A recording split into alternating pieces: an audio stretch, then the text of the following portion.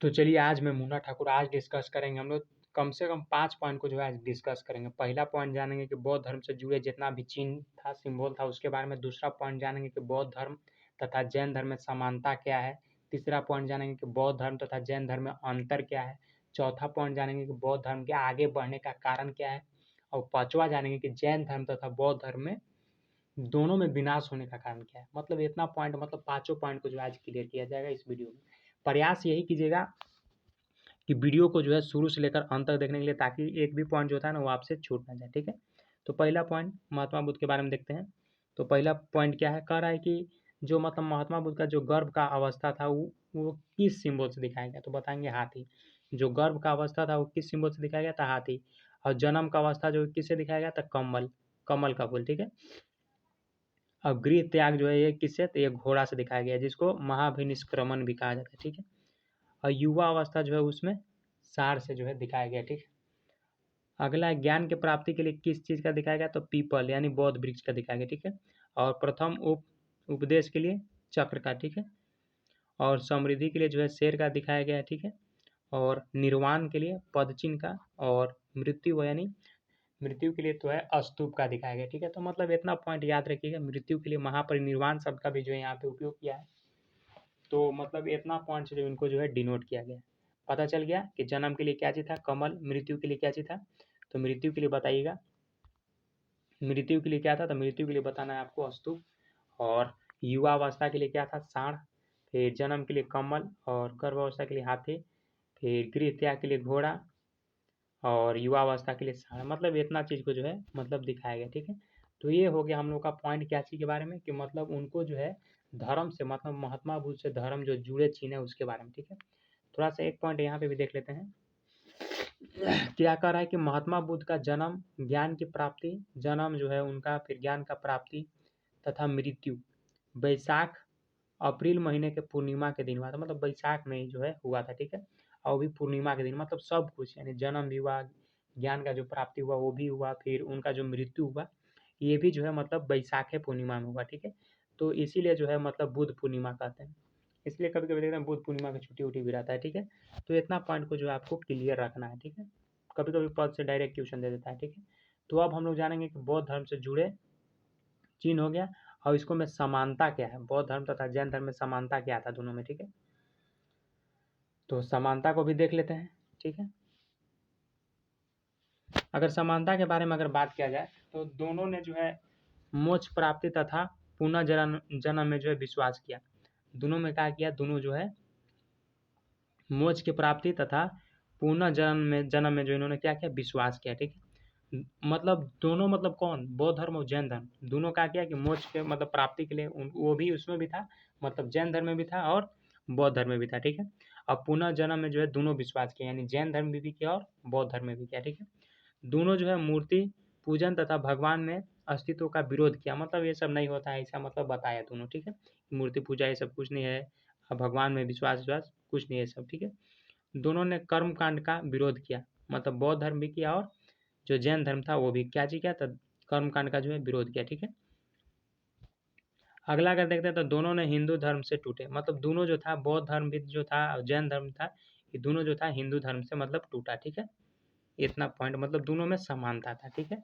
तो इतना पॉइंट आपको पता चल गया। अब अगला पॉइंट हम लोग क्या देखेंगे कि मतलब बौद्ध धर्म और जैन धर्म में जो है आपका अंतर क्या है। समानता तो आपको पता चल गया, समानता क्या था, समानता यही कि मतलब दोनों जो है मोक्ष की प्राप्ति के लिए मतलब रखता था बात, और पुनर्जन्म में विश्वास रखता था। फिर था कि मूर्ति पूजा, भगवान के अस्तित्व का जो विरोध किया था, फिर वही कर्मकांड का विरोध किया था, और दोनों हिंदू धर्म से टूटे थे। इतना 4 पॉइंट आपको क्लियर रखना है, ठीक है। अगला अगर देखते हैं अंतर के बारे में, तो अंतर क्या है, तो अंतर यही है कि जो जैन धर्म है ये जो है पुनर्जन्म का कारण आत्मा को बताया, मतलब पुनर्जन्म का कारण की बात किया जाए तो ये किसको बताया, आत्मा को बताया। कौन, तो आत्मा को बताया जैन धर्म। क्या बताया कि जो पुनर्जन्म होगा वो आत्मा को बताया। लेकिन बौद्ध धर्म किसको बताया, तो इच्छा को बताया। बौद्ध धर्म जो था किसको बताया, इच्छा। इच्छा जो है यही आत्मा का कारण बनता है, ये बताया, ठीक है। पुनर्जन्म में इच्छा ही जो है आपको मतलब आगे मतलब पुनर्जन्म के लिए करता है। जैसे मान लीजिए अगर इच्छा इस बार पूरा नहीं हुआ तो अगला बार इच्छा पूरा करने के लिए जो है फिर से पुनर्जन्म होगा, ये मतलब बौद्ध धर्म बताए, ठीक है। अगला पॉइंट क्या था कि जैन धर्म ने जो है मोक्ष की प्राप्ति के लिए संलेखना विधि अपनाया। जो जैन धर्म था ये क्या किया कि मोक्ष की प्राप्ति के लिए, मतलब मोक्ष प्राप्ति के लिए क्या किया कि इन्होंने संलेखना विधि अपनाया। यहाँ से डायरेक्ट क्वेश्चन दे देता है कि संलेखना विधि अपनाया मोक्ष प्राप्ति के लिए कौन सा धर्म, बौद्ध धर्म, जैन धर्म। तो आपको टिक करना है जैन धर्म। अगर वही बात किया जाए बौद्ध धर्म में तो अष्टांगिक मार्ग को अपनाया। बौद्ध धर्म में क्या किया कि वो जो है अष्टांगिक मार्ग को जो है अपनाया। ठीक है, तो इतना पॉइंट क्लियर रखना है। ठीक है, अगला अगर पॉइंट देखते हैं कि जैन धर्म में जो है ज्ञान प्राप्ति को कैवल्य कहा है। जो जैन धर्म था वो ज्ञान प्राप्ति को क्या कहा, तो ज्ञान प्राप्ति को जो है कैवल्य कहा। क्या कहा, कैवल्य। अगर वही बात किया जाए आपका किसमें, बौद्ध धर्म में, तो बौद्ध धर्म क्या कहा, तो बौद्ध धर्म जो है ज्ञान प्राप्ति के लिए क्या कहा, मोक्ष का, मतलब मोक्ष की, अगर ज्ञान की प्राप्ति हो जाती है तो क्या हो गया, मोक्ष की प्राप्ति हो गया। कौन कहा, बौद्ध धर्म। और जैन धर्म का कहा था, जैन धर्म यही कहा कि अगर ज्ञान की प्राप्ति हो जाएगा तो कैवल्य हो गया। मतलब कैवल्य कहने का मतलब है कि ज्ञान की अगर आपको प्राप्ति हो गया तो कैवल्य कहा गया, मतलब जैन धर्म में। और बौद्ध धर्म में क्या कहा गया, उसी को मोक्ष कहा गया कि अगर आप पूरा ज्ञान प्राप्त कर ले तो आप मोक्ष प्राप्त कर ले। और जैन धर्म में कैवल्य प्राप्त कर ले। इतना मतलब पॉइंट जो है मतलब बात को बताएंगे। ठीक है, तो ये पॉइंट हम लोग का क्लियर हो गया। अगला पॉइंट देखते हैं कि बौद्ध धर्म आगे बढ़ने का कारण क्या था। ठीक है, बौद्ध धर्म आगे बढ़ने का कारण क्या था। ठीक है, तो देख लेते हैं इसको भी। तो बौद्ध धर्म का आगे बढ़ने का कारण, इसको थोड़ा सा जूम आउट कर लेते हैं, चाहे छोड़िए। ठीक है, तो बौद्ध धर्म और बौद्ध धर्म जो है आगे बढ़ने का कारण क्या था। तो जैन धर्म की भाषा जो है प्राकृतिक थी, जो बहुत कठिन थी। अब देखिए मतलब बौद्ध धर्म आगे बढ़ने का कारण क्या था और जैन धर्म पीछे होने का कारण। तो जैन धर्म में क्या हुआ था कि उसका भाषा जो था प्राकृतिक भाषा था, जो बहुत का था कठिन। लेकिन अगर बात किया जाए बौद्ध धर्म में तो इसका भाषा क्या था, इसका भाषा पाली था, जो उस समय के लोकप्रिय भाषा था। मतलब उस समय के लोकप्रिय भाषा था बौद्ध धर्म के टाइम। तो इसीलिए जो है ये जल्दी ग्रोथ कर गया, जल्दी बढ़ गया, मतलब विकास जल्दी किया। ठीक है, डेवलप जल्दी किया। अगर अगला पॉइंट देखते हैं तो अगला पॉइंट क्या है कि जो आपका जैन धर्म है, जैन धर्म में क्या हुआ कि बहुत कठोर नियम थे। जैन धर्म में क्या था कि नियम बहुत कठोर था, लेकिन बौद्ध धर्म में जो है नियम सरल था। इसके चलते नियम जहाँ कठोर रहेगा वहाँ पे तो कम ही आदमी हो जाएंगे, कम ही आदमी नियम को पालन कर पाएंगे। इसके चलते मतलब जैन पीछे रह गया। और यहाँ पे जो बौद्ध धर्म में था कि मतलब नियम सरल था, सभी के लिए मतलब योग्य था, तो आदमी आगे बढ़ गया। ठीक है, जैन धर्म में क्या हुआ कि महिलाओं को जो है सम्मान नहीं दिया जाता था। जो जैन धर्म था उसमें महिलाओं को जो है सम्मान नहीं दिया जाता था, जबकि बौद्ध धर्म में जो है महिलाओं को बराबरी का अधिकार था, इसीलिए बौद्ध धर्म आगे हो गया। ठीक है, ये सब मतलब पॉइंट है। अगला पॉइंट अगर देखते हैं तो अगला पॉइंट क्या है, अगला पॉइंट ये है कि जैन धर्म जो है ब्रह्मचर्य तथा अहिंसा पर बहुत अधिक ध्यान दिया, लेकिन जो बौद्ध धर्म था इस पर कोई ध्यान नहीं दिया। मतलब ब्रह्मचर्य और अहिंसा इस पर कोई ध्यान नहीं दिया बौद्ध धर्म, इसके चलते और आगे बढ़ गया। फिर अगर अगला पॉइंट देखते हैं तो बौद्ध धर्म, जो जैन धर्म था इसमें निर्वस्त्र रहने का जो है प्रावधान था, और जो असभ्य प्रतीत होता था, मतलब निर्वस्त्र मतलब कपड़ा वगैरह नहीं पहनने के लिए, इस टाइप का मतलब प्रावधान था। इसके चलते मतलब आदमी नहीं सर्वाइव कर पाया। बौद्ध धर्म में क्या हुआ था कि निर्वस्त्र रहने का प्रावधान नहीं था, मतलब यहाँ पे ऊँचा नहीं था, सब कोई अपना अपना कपड़ा पहन कर रहता था। तो ये सब जो मतलब कारण था कि मतलब जिसके चलते क्या हुआ कि जैन धर्म पीछे रह गया और बौद्ध धर्म जो था क्या हुआ, आगे हो गया। ठीक है, तो ये पॉइंट आपने मतलब देखा।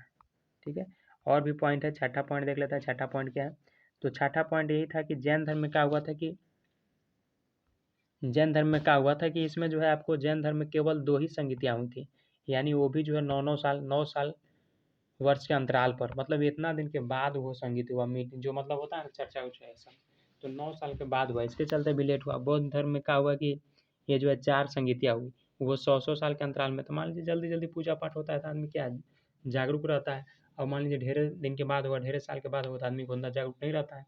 तो इसके चलते भी जो है मतलब आपका जो जैन धर्म था पीछे रह गया। ठीक है, अगला पॉइंट देखते हैं कि जैन धर्म का जो है बड़े बड़े राजाओं का समर्थन नहीं मिल सका।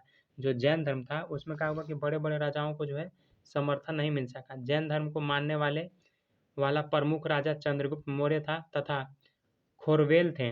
मतलब जो जैन धर्म को जो है मानने वाला प्रमुख राजा कौन था, तो चंद्रगुप्त मौर्य था। ठीक है, फिर खोरवेल था। जबकि बौद्ध धर्म को बड़े बड़े राजाओं का जो है संरक्षण मिला, मतलब यहाँ पे राजा लोग भी जो मानता था। तो बौद्ध धर्म मानने वाले प्रमुख राजा अशोक हो गया, कनिष्क हो गया, पाल वंश हो गया, पूर्वी एशिया आदि के, ये सब जो है मतलब यहाँ के लोग जो है उनको मतलब मानता था। इसके चलते और भी मतलब ये ज़्यादा डेवलप किया, ज़्यादा मतलब विकास किया, ठीक है। तो यही सब जो मतलब कारण था जिसके चलते क्या हुआ कि बौद्ध धर्म आगे बढ़ गया और जैन धर्म जो था पीछे हो गया, ठीक है। तो इतना पॉइंट आपको याद रखना है। तो अगला अगर पॉइंट देखते हैं तो अगला है कि जैन धर्म तथा बौद्ध धर्म में जो है दोनों को जो है पिछड़ने का कारण क्या है। तो पिछड़ने का कारण यही है, मान लीजिए कि जैन धर्म से तो आगे हो गया बौद्ध धर्म, लेकिन जैन धर्म और बौद्ध धर्म जो है दोनों पिछड़ गया। कारण क्या है? तो कारण यही है कि क्या हुआ कि दोनों ही धर्म जो है हिंदू धर्म के कुरीतियों के विरुद्ध आवाज़ उठाकर आगे बढ़ते बढ़ते हुए थे। इन लोगों ने मूर्ति पूजा और कर्म कांड का विरोध किया। मूर्ति पूजा जो था कर्म कांड, उसका विरोध हुआ, इसके चलते दोनों पीछे हो गया। किंतु कालांतर ने इन लोगों में भी जो है कुरीतियाँ आ गई। इन लोगों की मूर्ति पूजा और कर्म कांड का प्रारंभ कर दिया। मतलब ऐसा के चलते जो है क्या हुआ कि सब मतलब विरोध किया, उसके बाद क्या हुआ इन लोगों में भी जो है फिर बाद में क्या हुआ कि मूर्ति पूजा और कर्म कांड का जो है शुरुआत बाद में मतलब कर दिया, ठीक है।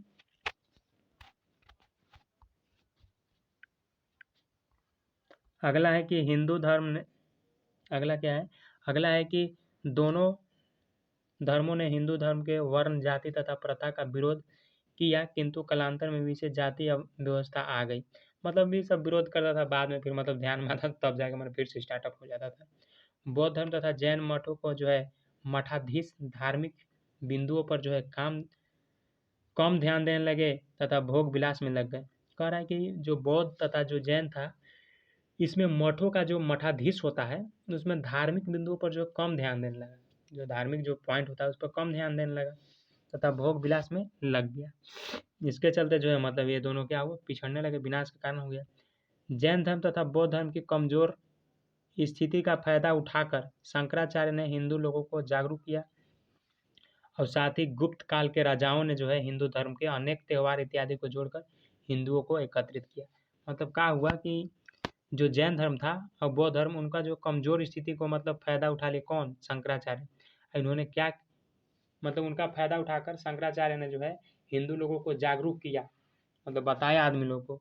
साथ ही में क्या हुआ कि गुप्त काल में राजाओं ने हिंदू धर्म में अनेक त्यौहार इत्यादि जोड़कर हिंदुओं को एकत्रित किया कि आइए, जब मान लीजिए उतना जैन धर्म है, बौद्ध धर्म में उतना जब कठिनाइयाँ सहना पड़ा तो उसमें रहने से क्या फ़ायदा, ये सब मतलब बता उता करके वो सब अपने तरफ एकत्र कर लिए, ठीक है। तो मेरे हिसाब से लगता है कि आज का जो लेक्चर था बस इतना ही था। उसके बाद हम लोग का ये लेक्चर बौद्ध धर्म वाला जो था खत्म हो गया। तो हम लोग क्या क्या पॉइंट डिस्कस किए एक बार देख लेते हैं। पहला पॉइंट क्या था? तो पहला पॉइंट यही था हम लोग का कि मतलब बौद्ध धर्म से जो उनका चिन्ह था उसके बारे में, ठीक है। दूसरा पॉइंट क्या था? तो दूसरा पॉइंट यही था कि मतलब बौद्ध धर्म और जैन धर्म में क्या था, समानता के बारे में, ठीक है। तीसरा पॉइंट क्या था? तीसरा पॉइंट यही था कि मतलब उसमें क्या था, अंतर के बारे में, अंतर, ठीक है। उसके बाद चौथा पॉइंट क्या था कि मतलब बौद्ध धर्म का विनाश आगे बढ़ने का कारण क्या था ना, आगे बढ़ने का कारण क्या था। और फिर लास्ट वाला वही था कि दोनों का विनाश होने का कारण क्या था। तो फाइनली जो था हम लोग डिस्कस कर लिए जैन धर्म और बौद्ध धर्म का जो भी समानता और अंतर ये सब था उसके बारे में, ठीक है। तो मिलते हैं एक फ्रेश वीडियो में। जो हम लोग का नेक्स्ट जो लेक्चर रहेगा उसमें हम लोग डिस्कस करेंगे अगला मतलब जो आपका आएगा चैप्टर उसके बारे में, ठीक है। तो मिलते हैं एक फ्रेश वीडियो में। Thank you so much. Video तो थोड़ा सा लंबा हुआ होगा, ठीक है। Thank you.